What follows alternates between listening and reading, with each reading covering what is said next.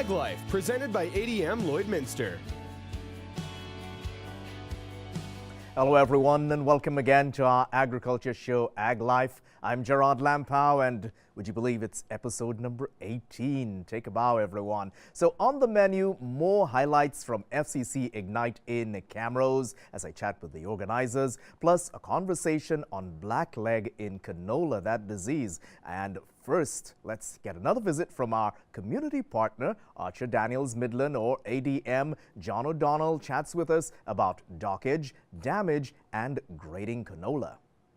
Yeah, so grading is what we're doing to ensure that we're getting a consistent quality of inbound canola that allows us to make consistent products on the outbound shipments. So grading is just the way that we're going to go ahead and sample each individual shipment as it comes into the plant, and then do some analysis around different specifications that are set by the CGC as a standard, which then gives a fair opportunity for all consumers to buy an equivalent quality grain, and then adjust that price with discount schedules basis the quality that we do receive. So. Right.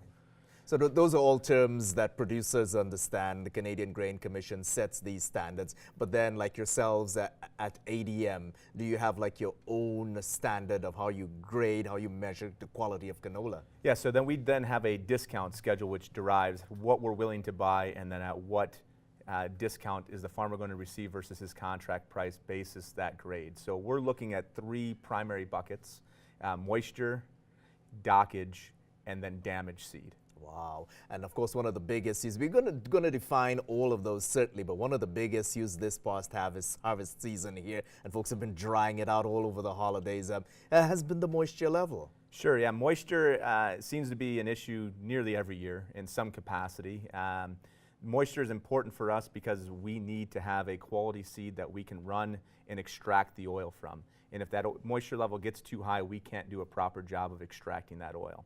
So we then look at abilities of how much moisture can we expect the farmer to get it down to within a tolerance, which we typically run around 10% as our max allowable.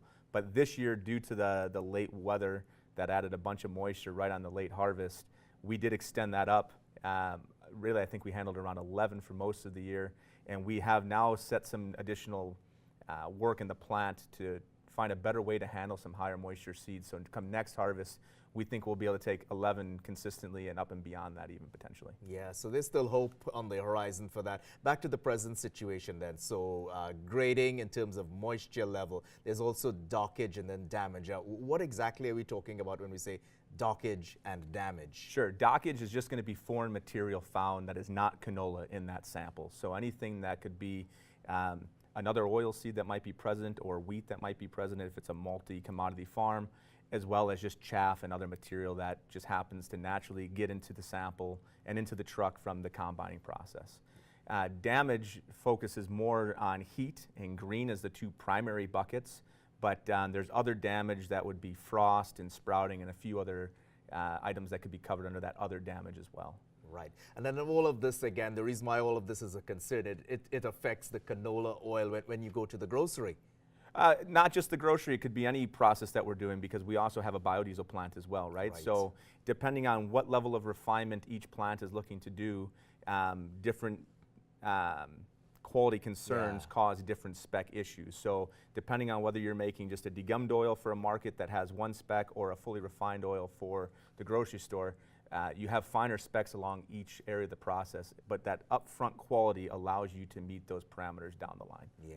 Now you've been looking at it, I guess I want to call it maybe a pilot on how to deal with what you call the green canola.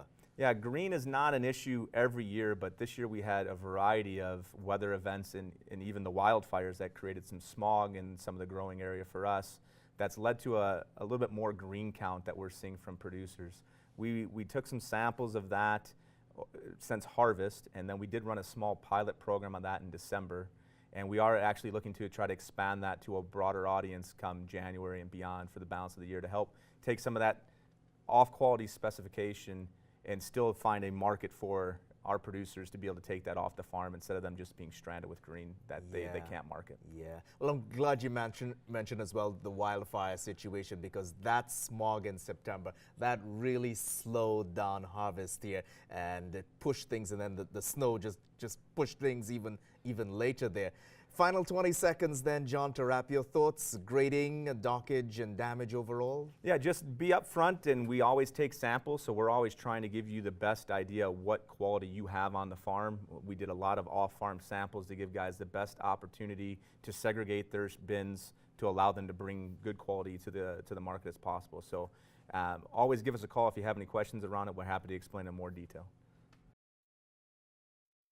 John O'Donnell there with ADM, and ADM will be at the Western Canadian Crop Production Show at Prairieland Park in Saskatoon, January 14th to the 17th, so you can certainly go and check them out there. Still to come on the program, the FCC Ignite Young Farmers Conference made a stop in Camrose. I chat with one of the organizers. Do stay with us.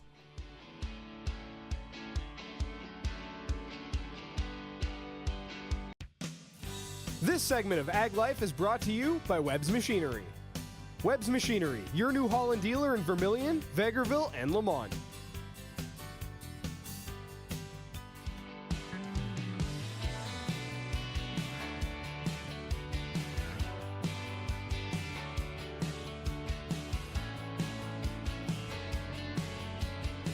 And once again, thank you for choosing Ag Life. A national farm financier is stepping up to secure the future of farming. I had a chat with the organizers of the second edition of Farm Credit Canada's, that's FCC Ignite. The same is true with Internet 1.0. Young farmers are taking a day away from the farm to recharge their batteries at FCC Ignite. The organizers see their role as investing in the future agriculture leaders. People like us, we like to eat, right? And we need to eat. And so we need that next generation of producer to take on the needs and expectations of a growing world that we need to feed. And so this generation you're seeing here is part of that future of agriculture.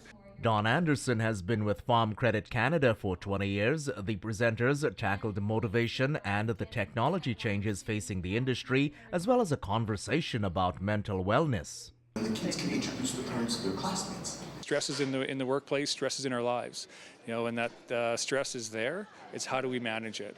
So we focus on managing the good stress and eliminating the those bad stress that we know creeps into each and every one of our lives.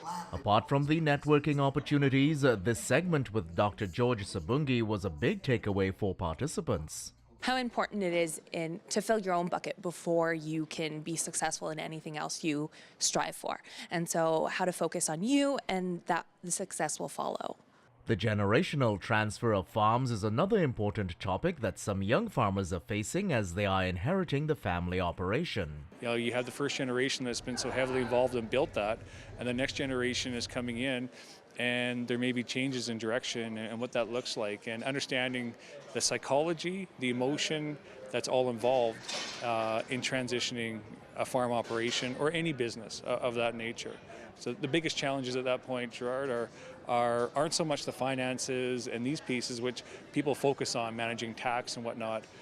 The biggest challenge is ensuring that the needs and wants and expectations of everybody involved in these transitions are actually put out there so people know where everyone stands and how they can move forward together.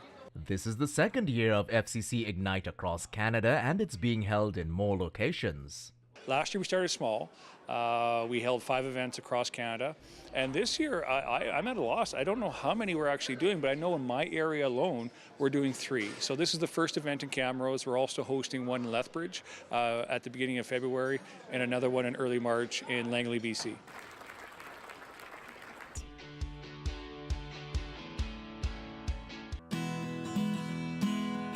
Ag Life, presented by ADM Lloydminster. Time now for our events calendar, and there's a big one coming up in Neilburg towards the end of the month there at the community hall. Certainly want to check that out, dealing with soil health, soil management. So let's roll out the events calendar. If you want to get in on this part of the show, just email me, glampow@newcap.ca. Let's have a look.